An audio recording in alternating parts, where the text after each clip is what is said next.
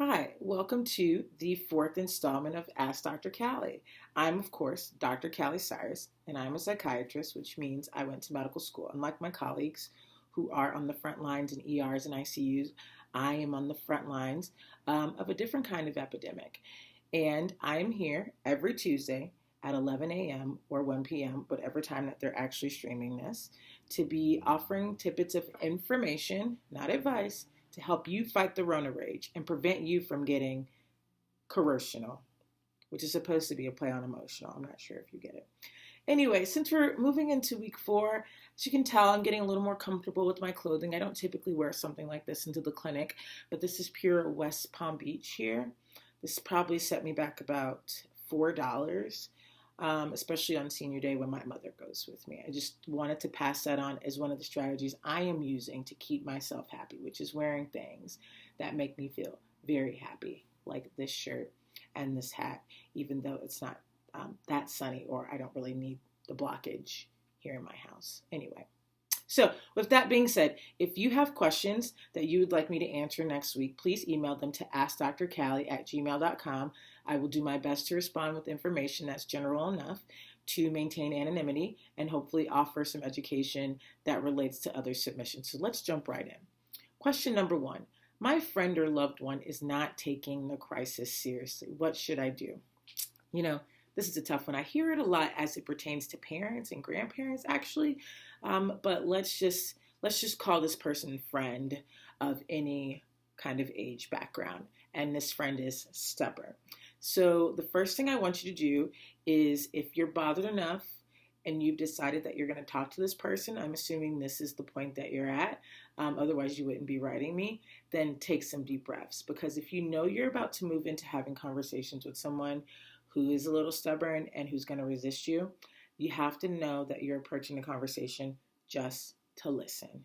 Okay? So for me, what I do is I take some deep breaths, and I know that I'm going in, not necessarily thinking I'm going to change someone's mind, but just to understand what it is that they're trying to say and why they have that perspective. So you take a few deep breaths. You make sure that you're in a room that has more AC. I don't know why. I literally do this every single week. And then the strategy that I do is I ask open-ended questions. This is something you always want generally your doctors to do, and we generally don't do this very well. So we ask you questions like, why don't you tell me more about your perspective? And that may come off as a little bit sarcastic or flip, but believe me, it works wonders. And then without actually giving too much guidance in what you want them to answer, they'll just kind of like explain all this stuff, and you can pick up and ask follow-up questions on the little tidbits that are worthwhile, that help you better understand their perspective. So asking open-ended questions just to understand their perspective. And something else I do, and this is what a lot of physicians do, or not just physicians, but mental health professionals who work in substance use or in behavior change, is motivational interviewing. So we may have talked about this in one of the sessions very briefly, but if I have someone who's not taking the crisis seriously and I want to know what it would take for them to take the crisis seriously, I do some motivational interviewing techniques. So if I had a friend who's like, well, I kind of think this is serious, but I don't know that I'm ready to like give up my lifestyle and stop picnicking outside with all of my friends. So I would say, well, right now on a scale of 1 to 10, 10 being I am ready to give up my lifestyle, 1 being not at all ready to give up my lifestyle. How ready are you? And this person says, well, I guess I'm about a 6. Like, I'm sort of ready. I've crossed that, but I don't really know why I should. So then what you do is you ask, why are you a 6 and not a 7 or an 8? And then they should tell you, well, I'm not a 7 or 8 because I'm having fun doing this and I don't really want to give it up. But I know that it's serious enough to where I have to sacrifice something. And then you ask, well, what makes you a 6 and not a 3 or a 4? And you find out, this is the juicy information, is why they're not on the lower scale. Well, I've been seeing on the news that people are actually dying, and I don't really know what that means. For me, I don't really want to die, or I don't want to make other people die. And then you can just ask them more questions about, what have you heard about people getting sick from the coronavirus? And so that's the way that I use that technique. There's some more to it, but for these purposes, that should be plenty. And then what you can also do is hit them with the 1, 2. I don't think it's supposed to be like this. It's like 1, too. But after getting their impressions and open-ended questions, and seeming like you're a really good friend or a family member, or partner or colleague who's just trying to hear their perspective, then what you do is you hit them with the knowledge. And this is about how vaccinations work. And I know that this seems like it's a bit left field, but the whole issue with coronavirus and why we need to stay home is that it's not just your own health that you're putting at risk. It's the health of other people, we've all been hearing on the news, about all the people of color who are getting sick. So every time you leave the house as someone who is healthy, who doesn't think you have coronavirus, you may not know if you have coronavirus because you have not been showing symptoms. You could be one of these asymptomatic people who didn't have a fever, but you were exposed to it. Then you're going to decide to go to the grocery store without a mask and interact with potentially people who've had to leave their house, who may have a mild case of asthma or who may be immunocompromised. They may have like lupus, or they may have had a history of cancer. And then you sort of brush by them in the grocery store, and guess what? They've been exposed. You may have just been talking, or you may have just been kind of talking out loud to yourself, but I'm going to get that, I'm going to get this. And next thing you know, they still, during this process of being in close proximity, have gotten exposed. And then they go home and they may get sick, or they may transfer that to their family members. What if they're caretaking for their elderly family members who are the ones who are immunocompromised? And so why I compare this to vaccinations is this is the reason why we should all get vaccinated. And despite whatever kind of science or what people's beliefs are in this, I can tell you that it is a fact that people need to get vaccinated. We've heard about the measles outbreak, but it kind of works the same way, is that once you're carrying around this virus, you can transmit it to other people. And so if everyone is vaccinated in a community and 2 or 3 people decide not to get vaccinated, the reason that you're not getting sick is because everyone around you has followed the rules, and therefore followed the rules. By that I mean vaccination requirements or the sort of public health standards of getting vaccinated that have prevented you from getting sick. And so that saying, oh, well, I didn't get vaccinated, so I'm not sick, is that really you're being protected by everyone else. So it's kind of like offensive and defensive type of strategies that you have to do to protect yourself, but everyone else. And that's why we really want everyone to stay home. Okay, now that I'm off of that soapbox, we're going to move to question 2. And that is, I'm extroverted or I'm introverted. You can be either one for this case.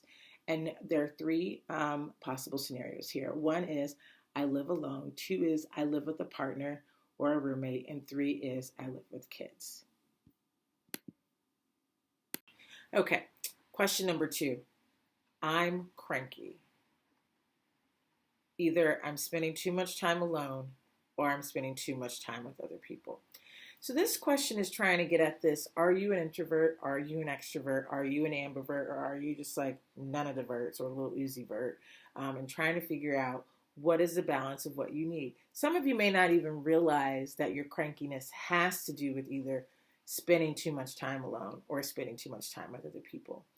In any case, the answer is to get the thing that you need. If you are spending too much time with other people, then you got to set some boundaries. And you're going to need to spend some time alone. And if you are spending too much time alone, then you're going to have to sack up and call somebody, even if it's just your mom or your dad or your auntie or, the neighbor.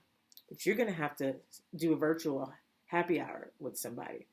And that is because, and this goes back to everything in moderation, right? You can't have too much time alone, and you can't have too much time with other people.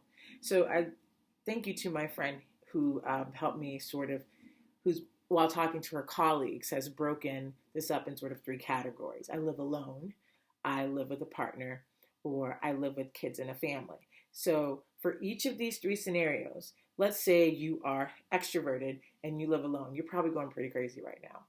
Either you're doing too many happy hours or you're not doing enough happy hours. But whichever one of those things you're doing too much, you need to do the other one.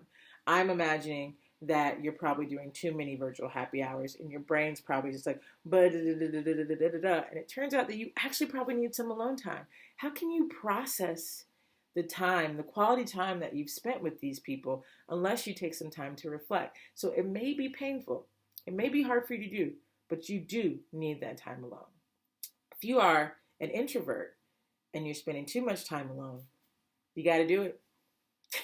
You got to call somebody. I know this probably seems like the hardest thing to do. Let me tell you, you've got another introvert friend out there. Find that introvert friend. You guys play, and it's the stereotype, not necessarily play video games, but they have, games online. It's called Drawful, maybe. It's kind of like, I don't know, someone just told me this yesterday, but apparently you can play like Pictionary using computers. You can watch a movie together. That's something quietly that you can do together. You can play other games together, but what you need to do is find human contact, even if it's just one person. It doesn't necessarily have to be a group, but what I'm trying to say is pay attention to that part of you that's saying something doesn't feel right, and I know that I'm moving too much on one side of the scale than the other, and it's getting to me. So let's say you live in a couple, you live with someone else, a roommate or a romantic partner, and you are extroverted. Chances are, this is my case, you're driving the other person insane because you're buzzing, buzzing, buzzing, wanting that contact, and they may or may not be telling you that they need that alone time. So what you're going to have to do is just lock it up. You're going to have to lock yourself up, and you're going to have to self-isolate for a little while, okay? Because you're tipping too much on that extrovert scale. So what I do is when I find that I'm just like, hey, I go in the bedroom. I take a little nap. I go with a book to the other part of the house, or even if we're in the same room, I put on some music and I play a little game called How Long Can Dr. Callie Be Quiet? You may need to do that if you find yourself feeling too anxious about annoying your partner, and either your partner has told you or has not told you. And by partner, I also mean roommate. But in any case, if you're too extroverted, or you're feeling like you're craving that and it's not happening, and it's making you more anxious, then the answer might actually be to take a step back and set some boundaries with yourself. If you live with a roommate or a partner and you are an introverted person who's on the other end of this, who's just like, that person is driving me insane and I'm spending all my time alone just to get away from them. Chances are, if you just spent a little time with them, you could get them off your back. Plus, too much time alone is not a good thing, no matter who you are. So just appease them a little bit. Even if it's like a low interaction activity, watch a TV show with them. Play a game. That way you don't just have to make chit-chat the entire time. You can actually center it on a mutual experience that you're both having. But if you've fallen on the other side of that scale, chances are that you probably need that human contact. And this may be a little confusing the way I'm explaining it. Essentially, I'm trying to explain what happens when what our personality styles, we end up moving to one edge of the scale or the other. Some of us recognize that's happening. Some of us don't recognize that, and other people recognize it. So what I'm saying is right now, just do a little check-in to see where you are. Are you close to the middle or are you close to the edge? Because if you are too much time alone and something's not feeling right, or someone else is telling you not feeling right, too much time trying to get that stimulation from other people, and you're not feeling right, or someone else tells you, chances are you need to move closer to the center. So then there's category C. And this one, again, all I have is a dog. Basically a child going on 4/17. Freddie, Mercury, got a mind of his own. It's not the same though. I know it's not the same as kids, so I'm going to stop this. But if you live with kids and you have a partner or you're single, you're probably just trying to get some sleep. And you know what? I'm going to try my best to give you some strategies. I have a friend, the same friend who told me about these categories, who went rollerblading. She found her old rollerblades and went rollerblading. And it took something for her to realize that she needed to do that. So a lot of this happens to do with you deserve to take some time alone. That's your message for category C. If you are an introvert or if you are an extrovert and you find yourself going crazy and you're not on any of these scales, you're just like, I just need something. I don't know what it is. What you need is to do what you want and treat yourself. And you need that alone time. If you need that alone time to go rollerblading, or you need that alone time to go call your friend, you decide. But in any case, what you need is the boundaries with other people and to take time for yourself.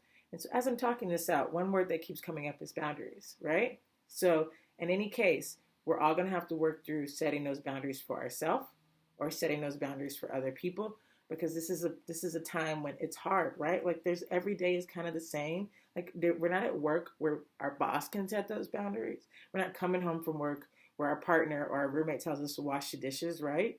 So they help us with those boundaries, or you have a big project tomorrow. So you got to set those boundaries because you only have so much time because you got to go here and there. So you have to find a way to get those boundaries placed, which means we either have to do them ourselves, which is really tough to do for some of us, or we got to rely on our partners and these messages that they may be giving us that we just may not be heeding that are very important to know. So that is the fourth installment of Ask Dr. Callie. I'd also like you all to know that I'm hosting a pro bono trivia night tomorrow night if you are interested in joining. And what I mean by that is that it's gratis. If you email askdrcallie@gmail.com, it's an open kind of platform, so there can be up to like hundreds of people. I don't anticipate that many people will show up because pretty much the only people watching this right now are my mom and my uncle, maybe my partner and my friend who asked me to do this in the first place. But if you're interested, please join. And it's just simply because I want to help people feel good during this really crappy time.